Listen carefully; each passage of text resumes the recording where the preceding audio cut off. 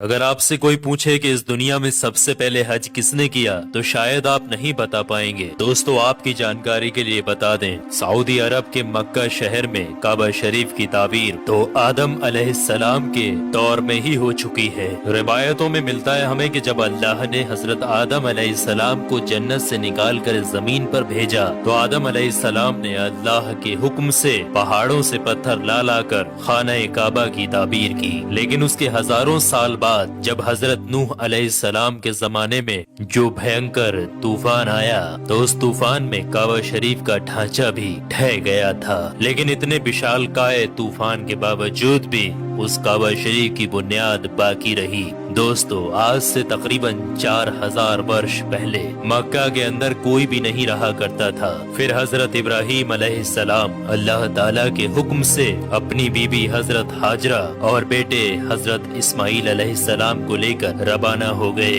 और इस मकाम पर पहुँचे जहाँ पर आज मक्का वाक़ है। उस दौर में वहाँ पर न कोई इमारत थी, न पानी और न ही यहाँ पर कोई रहा करता था। दरख्तों के नाम पर सिर्फ बबूल वगैरह की झाड़ियाँ हुआ करती थी। हजरत इब्राहीम अलैहिस्सलाम ने बीवी और बच्चों दोनों को यहाँ बैठा दिया, थोड़ा सा पानी और खजूरों को भी पास में रख दिया और फिर आप अलैहिस्सलाम शाम की तरफ चले गए। हजरत इब्राहीम अलैहिस्सलाम दूसरी बार जब मक्का शरीफ आए तो कयाम ना किया, लेकिन जब तीसरी बार तशरीफ लाए तो हजरत इस्माइल अलैहिस्सलाम से फरमाया कि बेटा, अल्लाह ताला ने मुझे एक हुक्म दिया है। तो हजरत इस्माइल अलैहिस्सलाम ने कहा तो इदात कीजिए। तो हजरत इब्राहीम अलैहिस्सलाम ने कहा कि अल्लाह ताला ने मुझे हुक्म दिया है कि यहाँ पर एक घर बनाओ। घर की तामीर शुरू हो गई। हजरत इस्माइल अलैहिस्सलाम पत्थर लाते जाते और हजरत इब्राहीम अलैहिस्सलाम बनाते जाते थे।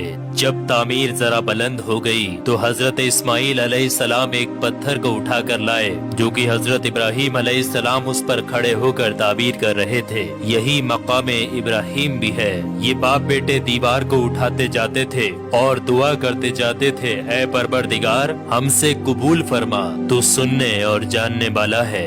उन्होंने घर की तामीर न मिट्टी से की और न चूने से, बस पत्थर के ऊपर पत्थर रखते चले गए और ना ही छत बनाई और ना कोई उसका दरवाजा। और फिर बाद में अलग अलग जमाने में फिर बैतुल्लाह की तामीर हुई, कुरैश ने भी तामीर की और उनके बाद भी हुई। कहते हैं कि उस वक्त इस्माइल अलैहिस्सलाम की उम्र 20 वर्ष थी। हजरत इब्राहीम अलैहिस्सलाम ने बैतुल्लाह के पहलू में बकरियों का एक बाड़ा भी बना दिया था और इसके ऊपर पहलू की छत डाल दी थी। पहले बैतुल्लाह की जगह पर एक सुर्ख रंग का टीला था। अक्सर सैलाब इसे इधर उधर से काटता रहता था। जब हजरत इब्राहीम अलैहिस्सलाम ताबीर काबा से फारिग हुए तो हजरत इस्माइल अलैहिस्सलाम से एक ऐसा पत्थर लाने के लिए कहा जो तवाफ की शुरुआत के लिए निशानी के तौर पर इस्तेमाल किया जाना था। ये पत्थर हजरत जिब्राइल अलैहिस्सलाम अबू कुबैस की पहाड़ियों से लेकर आए। हजरत इब्राहीम अलैहिस्सलाम ने इसे इस मकाम पर रख दिया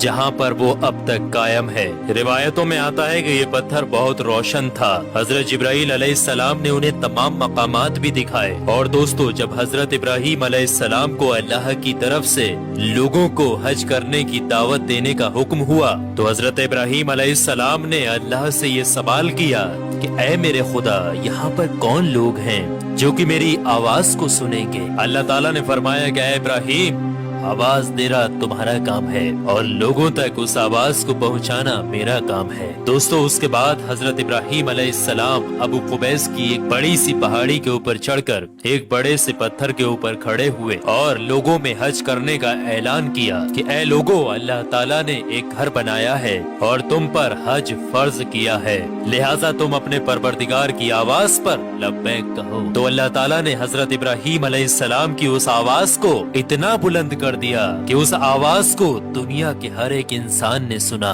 यहाँ तक कि पेड़ पौधों को भी वो आवाज सुनाई दी, जिसकी वजह से पहाड़ और पेड़ पौधों में भी ये ख्वाहिश हो गई कि वो भी अल्लाह के इस पाक घर की जियारत करें। अल्लाह ताला ने हजरत इब्राहीम अलैहिस्सलाम को ये हुक्म दिया कि वो इस घर को रुकू और सजदा करने वालों के लिए पाक और साफ रखें। उलमा इकराम के मुताबिक हजरत इब्राहीम अलैहिस्सलाम के इस ऐलान के बाद ही हज की शुरुआत हुई और सबसे पहला हज हजरत इब्राहीम अलैहिस्सलाम ने ही किया।